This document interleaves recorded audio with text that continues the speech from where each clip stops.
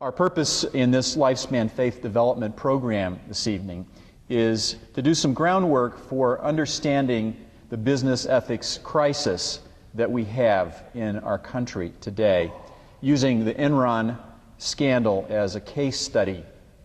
And our worship service this Sunday, you've probably seen from the newsletter and bulletins, is going to be about the spiritual implications of this crisis. By the numbers, the Enron story is very short and not very sweet. The price of Enron stock rose 1,400% during the 90s, more than 3 times the growth of the S&P 500 during that same period.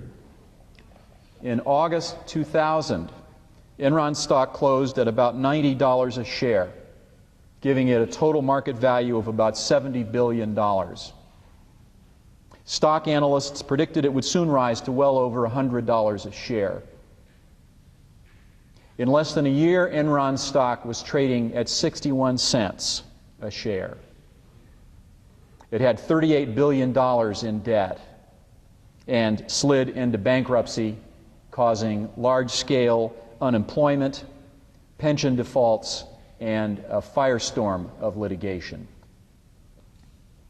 The best way to use the Enron story as a window into the business ethics crisis, I think, is to start at the end, or rather at what our mass media treated as the end, as the story being over. The criminal convictions of Kenneth Lay and Jeffrey Skilling 1 year ago this week. If we graphed the frequency of Enron news stories, we would see a sharp decline right after that. The celebrity and sizzle went out of the story right there. Justice for all, proclaimed the editorial page of the New York Times the day after the convictions. Like the final medley in a fireworks display on July 4th, the verdicts were hailed as signaling the end of the show.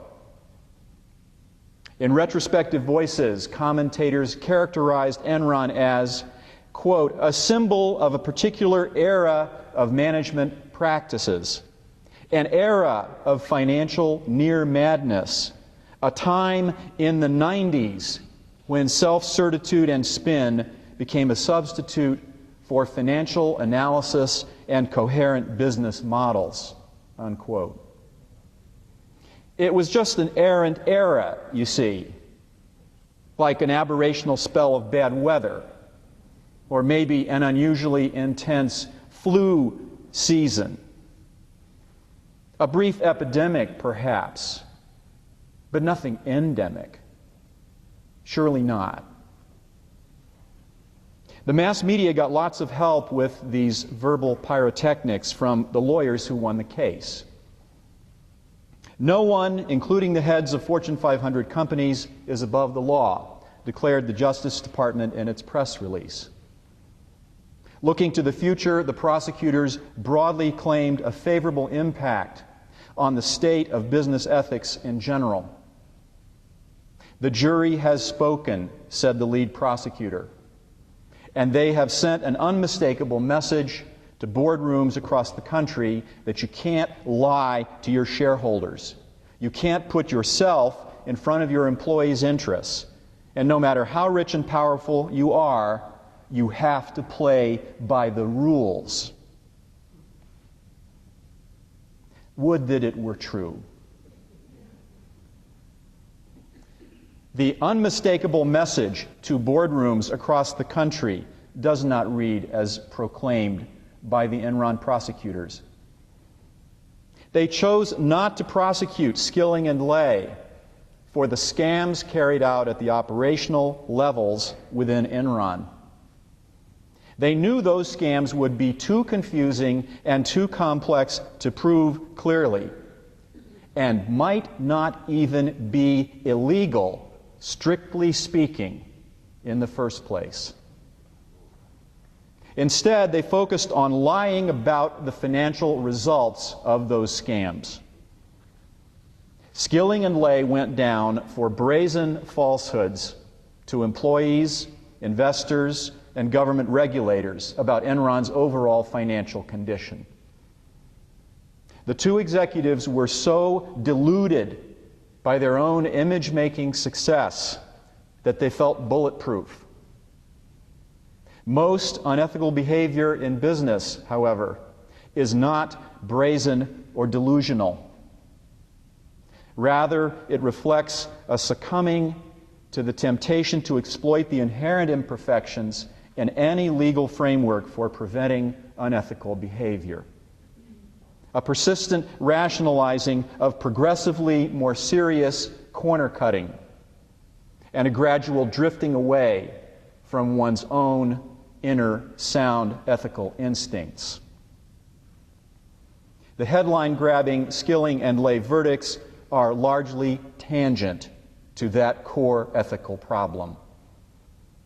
The verdicts against Enron's two comic book caricatures of corruption are cold comfort to anyone hoping for an abatement in unethical business practices.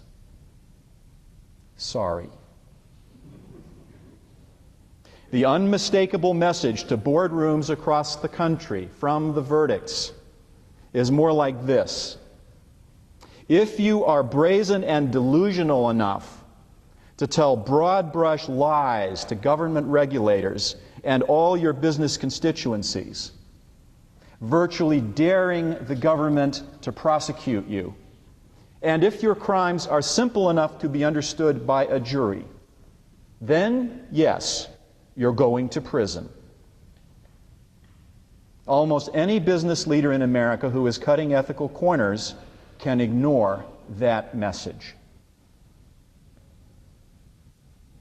The prosecutions of Skilling and Lay bear an ironic resemblance to the Enron scam itself. The convictions are a kind of skating along the sensational surface of the problem, treating the symbols of it, Skilling and Lay and a handful of others, as if they were the problem itself. All hat and no cattle. The scariest part of the Enron scandal is not the brazen criminal lying of Lay and Skilling. Lying so pathetic that not even Skilling's $20 million legal defense could put a plausible face on it. The truly sensational essence of it was not how many laws were broken, but rather how many ethical travesties were perpetrated without any laws being broken at all. The heart of Enron's business was the way it coolly, remorselessly gamed the rules.